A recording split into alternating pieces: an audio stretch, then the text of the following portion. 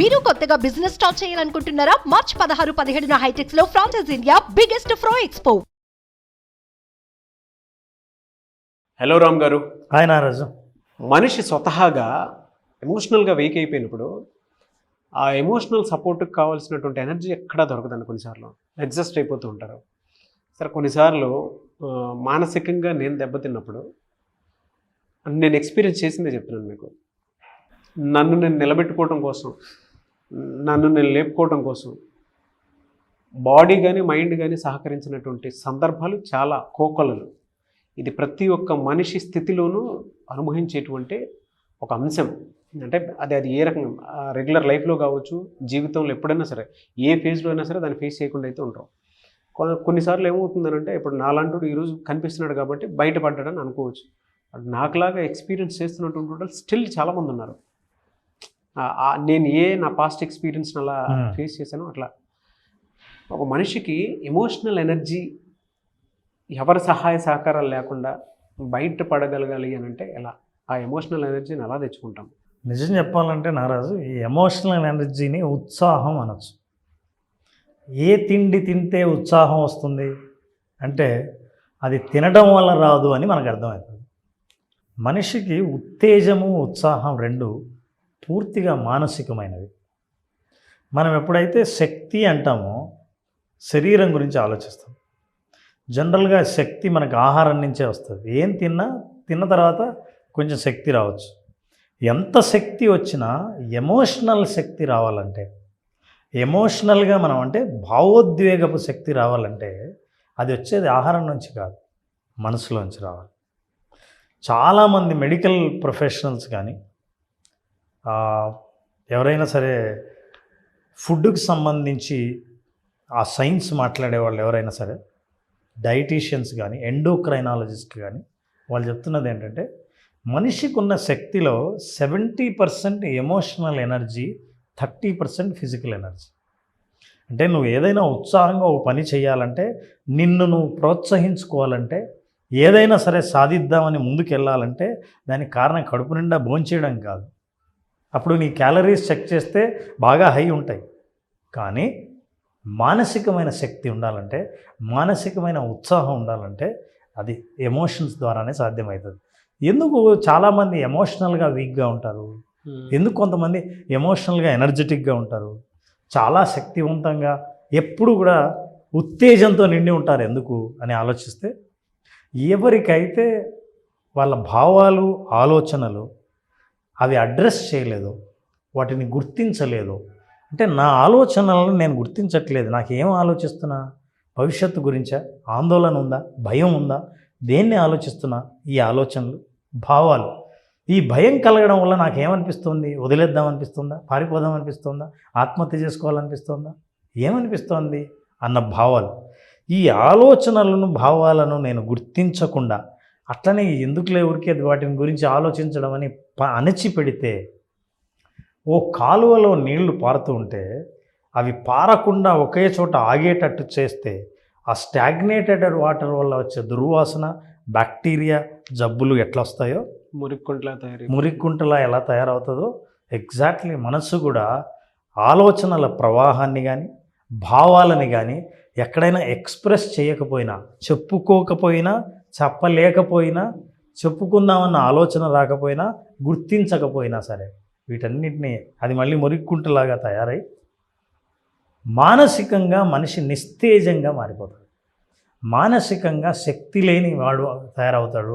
ఎప్పుడు నిరుత్సాహంగా ఉంటాడు.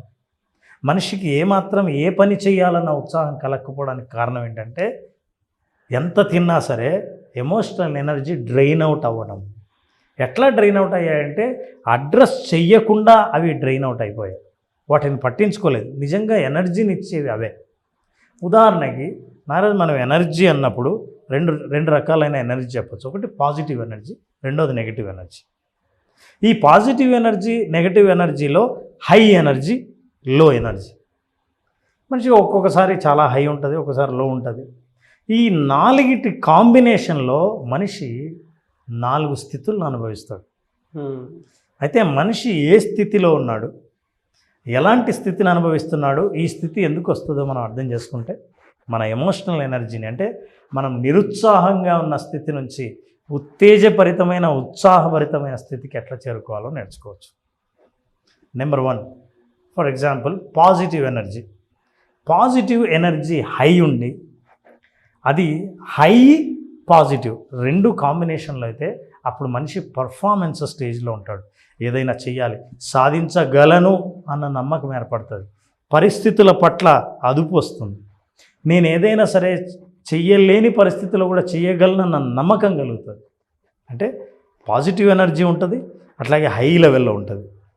ఉదాహరణ, పాజిటివ్ ఎనర్జీ లో లెవెల్లో ఉందంటే మనిషి పాజిటివ్ ఎనర్జీ కాబట్టి రిలాక్స్డ్గా ఉంటాడు, ఆలోచిస్తూ ఉంటాడు, రికవరీ పీరియడ్లో ఉంటాడు, మళ్ళీ నేను ఎలా ముందుకెళ్ళాలి అన్న పాజిటివ్ ప్లానింగ్లో ఉంటాడు, షెడ్యూలింగ్ చేస్తుంటాడు, రిలాక్స్డ్గా ఉంటాడు. ఇది పాజిటివ్లో. ఇక నెగటివ్ ఎనర్జీ హై ఉందంటే ఇది చాలా ప్రమాదకరమైన స్థితి. ఇది సర్వైవల్ మోడ్. మనిషి యాంగ్జైటీతో ఉంటాడు, ఆందోళనలో ఉంటాడు, నమ్మకం కోల్పోయి ఉంటాడు, అసలు చేయగలనా లేదా అన్నది ఎప్పుడు అనుమానంతో ఉంటాడు. ముఖ్యంగా మనిషి కోపం ఉంటుంది. ఎమోషనల్ ఎనర్జీ హై ఉన్నప్పుడు, అది నెగటివ్ అయినప్పుడు ఎప్పుడు కోపంలో ఉంటాడు.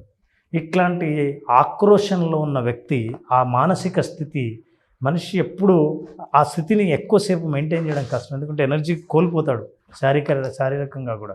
ఆ చుట్టూ ఉన్న మనుషులు కూడా అతనితో ఉండలేరు. తనతో కలిసి ఎవరైనా పాజిటివ్ ఆలోచన చేయాలన్న అసాధ్యంగా ఉంటుంది. సో ఇది నెగటివ్ ఎనర్జీ హై. ఇక నెగటివ్ ఎనర్జీ లో ఎనర్జీ ఉంటే మనిషి బాగా అలసిపోయి ఉంటాడు, మానసికంగా అలసిపోయి ఏ విషయం పట్ల కూడా తనకు చేయాలన్న ఆసక్తి లేకుండా ఉంటుంది, ఆశ కోల్పోతాడు, ఏదైనా అవకాశం కనిపించినా వాటి గుర్తించే స్థితిలో ఉండడు. సో ఇప్పుడు 4 స్థితులు మనం మాట్లాడుకున్నాం. ఒకటేంటంటే emotionally positive high, emotionally positive లో, ఎమోషనల్లీ నెగటివ్ హై, నెగటివ్ లో. ఎప్పుడైతే ఎమోషనల్గా పాజిటివ్ ప్లస్ హై ఉన్నాడో అప్పుడు మనిషి ఏదైనా సరే నన్ను చేయగలనని కానీ, చెయ్యలేని పరిస్థితిలో కూడా చేయగలనన్న నమ్మకాన్ని కానీ పొందుతాడు. ఈ 4 స్థితుల్ని మనుషులను ఫస్ట్ అర్థం చేసుకుంటే, గుర్తిస్తే నేను ఇప్పుడు ఏ స్థితిలో ఉన్నాను, పాజిటివా నెగిటివా, హైయా లోనా, ఇది గుర్తించినప్పుడు మనిషి అది ఎలా గుర్తించాలి? నెంబర్ 1, మనిషి ఫిజికల్గా మూవ్ అవుతాడు. అంటే ఒక చోట కూర్చొని ఎక్కువసేపు ఏ పని చేయకుండా ఒక చోట కూర్చోడు, నెంబర్ 1. నెంబర్ 2, ఏది నా టైం కిల్ చేస్తుందో, సోషల్ మీడియానో లేకపోతే రీల్సో లేదా టీవీనో క్రికెట్టో ఇట్లాంటి వాటి దగ్గర ఉండడు. 3, మనిషి యాక్షన్లోకి దూకుతాడు ఆలోచనలో కంటే. ఇది పాజిటివ్ హై ఎనర్జీ ఉన్న వాళ్ళ లక్షణం. ఎగ్జాక్ట్లీ ఆపోజిట్, నెగటివ్ ఎనర్జీ లో ఉన్నవాళ్ళు నిందిస్తూ ఉంటారు. నేను డెవలప్ కాకపోవడానికి ఎవరు కారణమా అని ఆలోచిస్తూ ఉంటాడు కారణాలను. ఇది నెగిటివ్ లో, ఒకచోట కూర్చొని ఇంకేం చేయాలని అనిపించకపోవడం. నెగటివ్ హై ఉన్నవాడు ఎవరి మీద వాళ్ళు చూస్తే వాళ్ళ మీద కోపం వస్తుంది, ఏది చూసినా ఆందోళన చెందుతాడు, ప్రతి దాని మీద ఆశ కోల్పోతాడు, ఎదుటివాడిని చూస్తే ఈర్ష్య కలుగుతుంది డెవలప్ అయ్యేవాడి మీద, పాజిటివ్ ఎనర్జీ ఉన్నవాడి మీద. ఈ లక్షణాలతో మనుషులు తిరుగుతూ ఉంటారు. సో ఎమోషన్స్కి మనకున్న బిహేవియర్కి చాలా దగ్గర సంబంధం ఉంది. కాబట్టి పాజిటివ్ ఎమోషన్ని, హై ఎమోషన్ని, పాజిటివ్గా హై ఉండడాన్ని మనల్ని మనం ఆ స్థితిలో ఉంచుకోవడానికి ప్రయత్నించాల్సిన అవసరం ఎప్పటికైనా ఉంది. అలా ఉంచాలంటే మనిషి ఆప్టిమిస్టిక్గా ఆలోచించాలి, మంచి మాటలు, పుస్తకాలు చదవాలి, తన ఆలోచనలు ఎప్పటికప్పుడు రాయాలి. ఒక జర్నలింగ్లో తను ఎప్పుడైతే రాస్తాడో, నేను ఇలా ఫీల్ అవుతున్నాను, నాకు ఇలా అనిపిస్తోంది అంటాడో, అది వెంటిలేట్ అయిపోతాయి ఎమోషన్స్. ఎప్పుడైతే అడ్రస్ చేసి వెంటిలేట్ చేశాడో, ఆ భారం దిగిపోతుందో, ఆ లో ఎనర్జీ నుంచి మెల్లిగా హై ఎనర్జీకి షిఫ్ట్ అవుతుంది. అప్పుడు నేను ఏం చేయాలి, ఏం చేస్తే నేను సాధిస్తాను, సాధించిన వాళ్ళు ఏం చేశారు అన్న ఆలోచనలు వస్తాయి. అప్పుడు తన మీద తనకు ఆశ కలుగుతుంది, తన మీద తనకు నమ్మకం కలుగుతుంది, భయం తగ్గుతుంది. అప్పుడు మనిషి ఈ ఉత్సాహం ఎప్పుడు కలిగిందో ఒక చోట కూర్చోడు, ఫిజికల్గా ఫస్ట్ మూవ్ అవుతాడు, యాక్షన్కి ముందు రంగం సిద్ధం చేసుకుంటాడు. ఇట్లా ఎవరైతే ఉన్నారో వాళ్ళు ఎమోషనల్ హై ఎనర్జీని క్యారీ చేస్తున్నట్టు లెక్క. మీరు చెప్తుంటే అనిపిస్తుంది అంటే మన లైఫ్లో ఒక మెంటర్ గైడ్ కోచ్ ఎంత అవసరం అని అంటే మనల్ని మనం పూర్తిగా కోల్పోయిన తర్వాత బయట ఫ్యాక్టర్స్ అది మనుషుల రకంగా కావచ్చు, లేదంటే సిచ్యువేషన్స్ పరంగా కావచ్చు, లేదా ఇన్సిడెంట్ పరంగా కావచ్చు, లేదంటే ఫ్యామిలీ పరంగా కావచ్చు, పర్సనాలిటీ ట్రైట్లోనే ఒక డిజార్డర్ పరంగా కావచ్చు, ఏ రకంగా చూసుకున్నదండి మనిషి మానసికంగా దెబ్బతిన్నప్పుడు, ఎమోషనల్గా వీక్గా ఉన్నాను అని తెలిసినప్పుడు ఫస్ట్ థింగ్ మీలాంటి మెంటర్ గైడ్ కోచ్ సపోర్ట్ తీసుకోవాల్సిన అవసరం చాలా ఉంది. అందుకని మీరు చెప్పినటువంటి 4 స్టేట్స్ ఉన్నాయి చూసారా, ఆ 4 స్టేట్లోనే ఎప్పుడైనా మనిషి జీవితం ఆధారపడి ఉంటుంది. ఎమోషనల్ పాజిటివ్ హై, ఎమోషనల్ పాజిటివ్లోనే నెగిటివ్ హై ఎక్కువ ఉంటుంది, ఎమోషనల్ నెగిటివ్ హై ఎక్కువ ఉండేటువంటి వాళ్ళు ఉంటారు. నెగిటివ్ హైలో పాజిటివ్ హైలో ఎమోషనల్ ఎనర్జీ పాజిటివ్ హైగా ఉంచుకోవడం చాలా అవసరం. ఆ పరిస్థితి ప్రతి ఒక్కరిలో కలిగినప్పుడు మీరు ఇందాక ఒక మాట అన్నారు, జర్నల్స్ ఉంటాయండి. అంటే మన మానసిక పరిస్థితి ప్రస్తుతం ఏంటి, పాస్ట్ ఏంటి, ఫ్యూచర్లో ఏ విధంగా ఉంటే బెటర్గా ఉంటుంది. సో ఇందులో స్ట్రైక్ ఆఫ్ చేయాల్సినటువంటి విషయం పాస్ట్లో మనం ఏదైతే చేసామో దాన్ని స్ట్రైక్ ఆఫ్ చేయాలి, వాటిని గుర్తించడం. యాక్చువల్గా ఇప్పుడు మనం ఒకటి హెల్ప్ చేయొచ్చు నాగరాజు, అంటే ఐడియా వచ్చింది. ఇప్పుడు ఈ ప్రోగ్రామ్ చూస్తున్న వాళ్ళు ఈ 4 స్థితుల్లో ఏ స్థితిలో ఉన్నారు కింద కామెంట్ బాక్స్లో చూస్తుండగా ఇప్పుడు ఏ స్థితిలో ఉన్నారు? ఎమోషనల్ పాజిటివ్ హై, పాజిటివ్ లో. పాజిటివ్ హై ఉన్న వాళ్ళు ఉత్సాహంగా ఉంటారు, పాజిటివ్ లో ఉన్న వాళ్ళు రిలాక్స్డ్గా ఉంటారు. నెగిటివ్ హై ఉన్న వాళ్ళు చాలా కోపంగా ఫ్రస్ట్రేటెడ్గా ఉంటారు. నెగిటివ్ లో ఉన్న వాళ్ళు నిరాసక్తతతో ఉంటారు, ఉత్సాహం లేకుండా ఎనర్జీ లేకుండా ఉంటారు. ఏ స్థితిలో ఉన్నారు గుర్తించడమే మొదటి లక్షణం డెవలప్ కావడానికి. ఎస్, రేవిస్ ఫెంటాస్టిక్ నాలెడ్జ్ అని అది గుర్తించి నాకు ఉండేటువంటి ప్రస్తుత మానసిక పరిస్థితి ఇది అని ఎప్పుడైతే అవేర్నెస్ ఉంటుందో డెఫినెట్గా మనం బయటపడడానికి అవకాశం ఉంటుంది. లేదంటే ఎప్పటికీ కూడా మీ బాడీ మైండ్ కదలడానికి అవకాశం ఉండదు, ఎగ్జాస్ట్ అయిపోతుందండి. అసలు బ్రెయిన్ డెడ్ అయిపోయినంత పరిస్థితికి వచ్చేస్తాము. మనిషి ఉన్నట్టే ఉంటాడు కానీ ఆ ప్రపంచంలో ఉండడు. ఇట్లాంటి వాళ్ళే అన్ని వాయిదాలు వేస్తారు, పనులు చేయరు, చేయాలని అనిపించదు. ఏమాత్రం ఎదురుగా ఉన్న పని చేయవలసి ఉన్నా కూడా ఆ పనిని వదిలేస్తాడు. అవును, ఆ పరిస్థితి మీకు వచ్చినప్పుడు రామ్ గారు అపాయింట్మెంట్ తీసుకుని మరి మీరు మీకు ఉండేటువంటి సమస్యని సొల్యూషన్ కిందకి మార్చుకోవచ్చు. Anyway sir, thank you so much Ram garu. Thank you so much Ram garu. అయితే చాలామంది విజువలైజేషన్ బేసిక్ క్లాస్ ఎప్పుడు ఉండే అవకాశం ఉంటుందని అడుగుతున్నారు. ఎప్పుడు ఉండే అవకాశం ఉంటుంది? నారాజ్ మార్చి 22వ తారీఖున బ్యాచ్ స్టార్ట్ చేస్తున్నాం. సో విజువలైజేషన్ ద్వారా వాళ్ళని భవిష్యత్తులోకి తీసుకెళ్ళి భవిష్యత్తులో ఏదైనా ఒక విజయాన్ని సాధిస్తే వాళ్ళు పొందే భావోద్వేగాన్ని ఇప్పుడే అనుభవించడం ద్వారా ఆ స్థాయిని, ఆ స్థితిని వాళ్ళు పొందే అవకాశాలన్నీ ఈ బేసిక్ విజువలైజేషన్లో తెలుసుకోవచ్చు.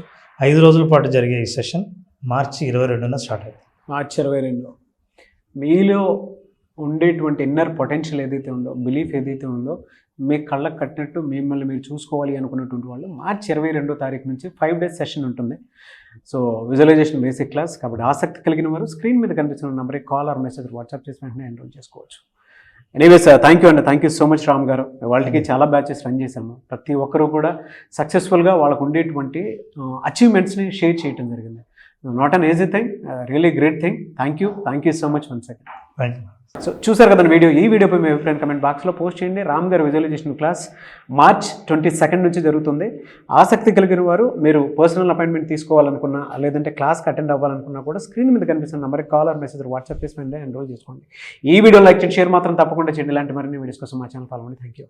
సుమన్ టీవీలో మీ పర్సనల్ అండ్ బిజినెస్ ప్రమోషన్స్ కోసం కింది నెంబర్కి కాంటాక్ట్ చేయండి.